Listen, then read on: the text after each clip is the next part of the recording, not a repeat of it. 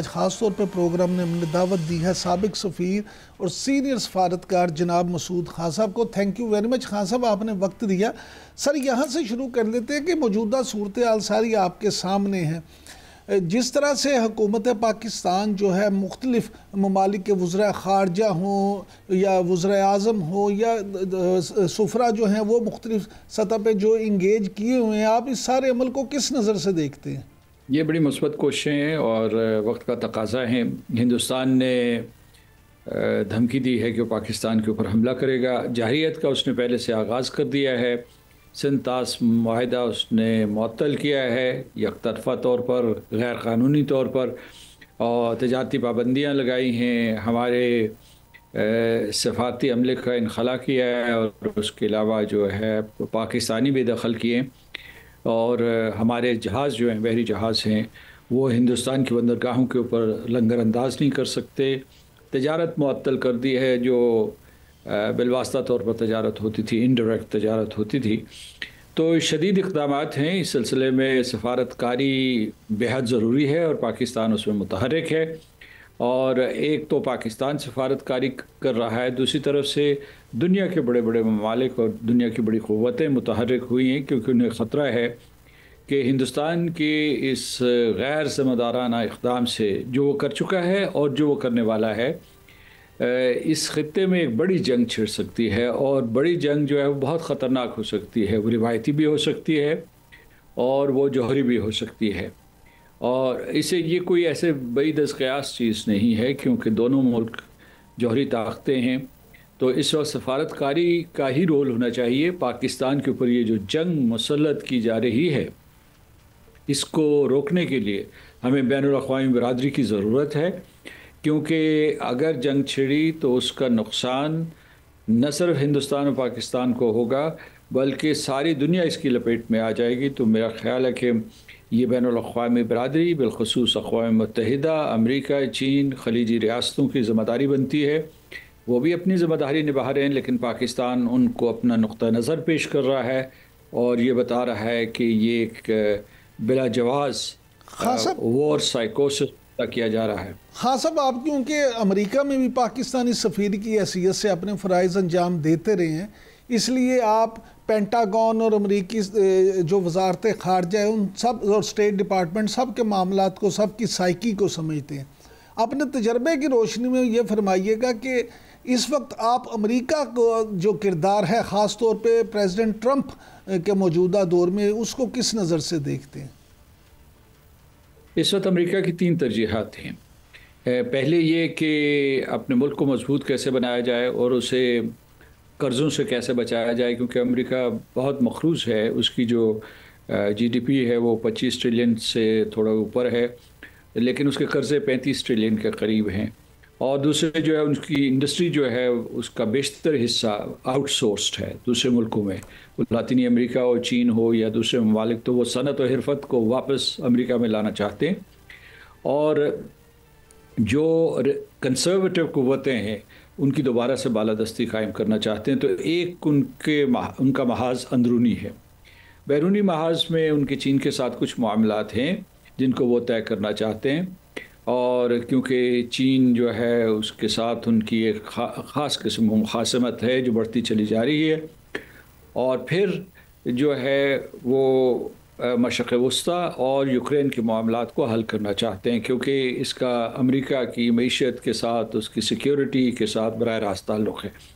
میں نے اس وجہ سے یہ تناظر بیان کیا کہ وہ نہیں چاہتے کہ اس وقت جنوبی ایشیا میں ہندوستان اور پاکستان کے درمیان ایک شدید اور خطرناک جنگ کا آغاز ہو۔ اسی لیے صدر ٹرمپ نے، ان کے نائب صدر جے ڈی وینس نے بہت متوازن بیانات دیے ہیں، اور مارکو روبیو جو ان کے وزیر خارجہ ہیں، انہوں نے دونوں ممالک کے قائدین سے بات کر کے، ہمارے مطلب پاکستان اور ہندوستان کے قائدین سے بات کر کے ان کو یہ پیغام دیا ہے کہ اس پوری صورتحال کو جنگ کی طرف مت دھکیلنا۔ تو میں یہ سمجھتا ہوں کہ امریکہ جو ہے اس وقت نہیں چاہتا کہ جنگ ہو، کیونکہ اس سے امریکہ کے اپنے ملکی اور بین الاقوامی مفادات کو دھچکا لگنے کا خطرہ ہے۔ اچھا سر، یہ فرمائیے گا کہ ایرانی وزیر خارجہ عباس عراقچی کل پاکستان کے دورے پہ تشریف لا رہے ہیں، آپ کیا سمجھتے ہیں کہ موجودہ پاک بھارت تناؤ کے تناظر میں ان کے دورے کی کیا اہمیت ہے؟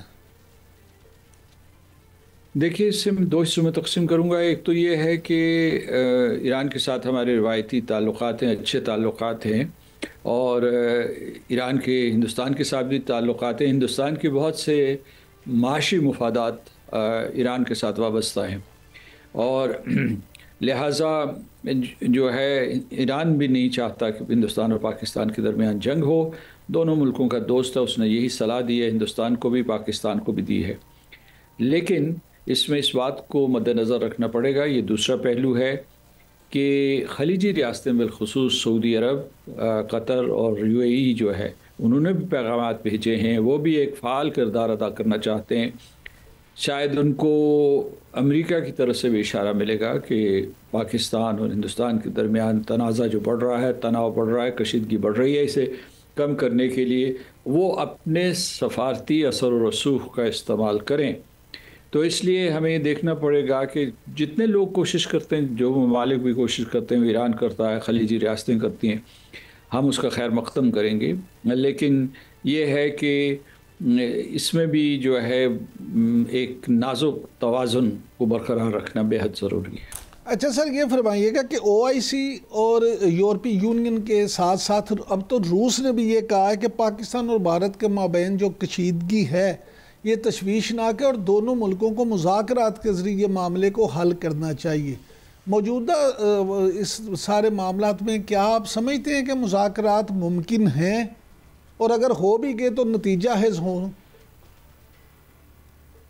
دیکھیے، مذاکرات کی دو صورتیں ہو سکتی ہیں۔ ایک صورت تو یہ ہے کہ ہندوستان اور پاکستان کے درمیان مذاکرات ہوں، تو یہ مذاکرات جو ہیں ان کا ہونا کچھ مشکل نظر آ رہا ہے۔ لیکن اگر کوئی خفیہ مذاکرات ہوں، جس کو ٹریک 1 ہوں لگے یا ٹریک 1.5 ہوں، تو اس کا امکان ہے۔ جب دو ملک اس طریقے سے آمنے سامنے ہو جائیں، جنگ کا خطرہ ہو، تو پس پردہ رابطے کیے جا سکتے ہیں تاکہ صورتحال کو جنگ کی طرف نہ جانے دیا جائے۔ ایک صورت یہ۔ دوسرا یہ ہے کہ ہمارے رسمی مذاکرات ہوں، اس کا امکان بہت کم ہے۔ جو تیسری صورتحال ہے کہ کوئی تیسری قوت یا اقوام متحدہ یا امریکہ یا خلیجی ریاستیں جو ہے ثالثی کا کردار ادا کریں اور کسی قسم کی کوئی شٹل ڈپلومیسی کریں، جس کے ذریعے پاکستان اور ہندوستان کو نہ صرف صلاح دیں بلکہ ایک راستہ بھی تلاش کریں اور اس پر دونوں ممالک کو آمادہ کریں کہ وہ اس کے اوپر اتفاق کریں۔ چین نے اس قسم کی ثالثی کا اظہار بلکہ اس کے اوپر عمل کیا تھا 2008 میں۔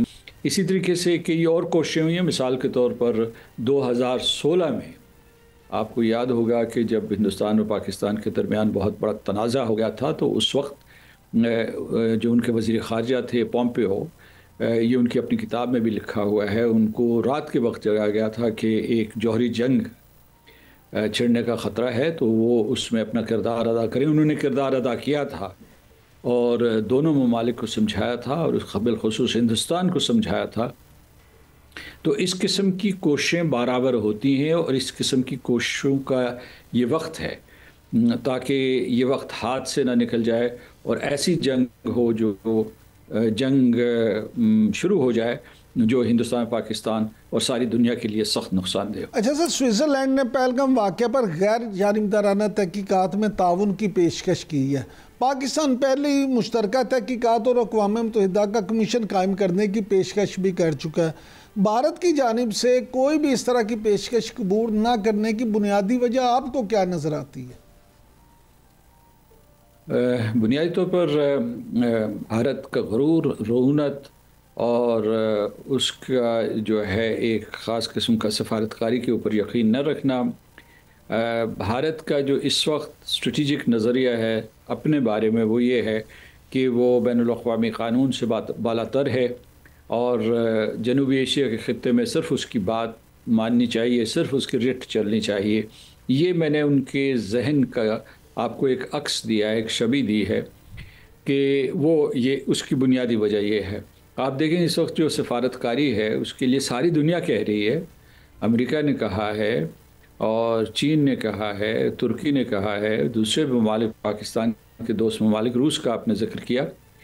اس کی راہ میں, سفارتکاری کی راہ میں سب سے بڑی رکاوٹ ہندوستان ہے. نہ وہ دو طرفہ سفارتکاری کے لیے تیار ہے, نہ وہ کثیر الملکی سفارتکاری کے لیے تیار ہے, نہ وہ تھرڈ پارٹی میڈیشن کے لیے تیار ہے, نہ وہ آربیٹریشن کے لیے, نہ وہ ایڈجوڈیکیشن کے لیے تیار ہے. تو بنیادی وجہ ہندوستان کی ہٹ دھرمی ہے. بھارت کا اگر موجودہ سینیریو دیکھیں تو پاکستان کے خلاف سازش میں ناکامی پر بھارت نے اپنا IMF ڈائریکٹر فارغ کر دیا. اس سے پہلے پہلگام واقعہ پر را کی خفیہ دستاویزات سامنے آنے پر بھارت کا جو DG تھا ان کا انٹیلیجنس ایجنسی کا, اس کو فارغ کر دیا, بلکہ کالا پانی بھجوا دیا. پھر یہ بھی خبر آئی کہ بھارتی رافیل طیاروں کی LOC پر ناکام پیٹرولنگ پر ان کے بھارتی فضائیہ کے نائب کو فارغ کر دیا. تو یہ بوکھلاہٹ جو ہے مودی سرکار کی, یہ سب کے سامنے ہے. کیا آپ کو کیا نظر آتا ہے سر؟ یہ آپ اسے بوکھلاہٹ بھی کہہ سکتے ہیں, لیکن اصل میں وہ جو انہوں نے بریف کسی کو دیا ہے یا جس قسم میں جو کام لگایا ہے, ان میں سے بہت سی چیزیں ناممکن ہیں.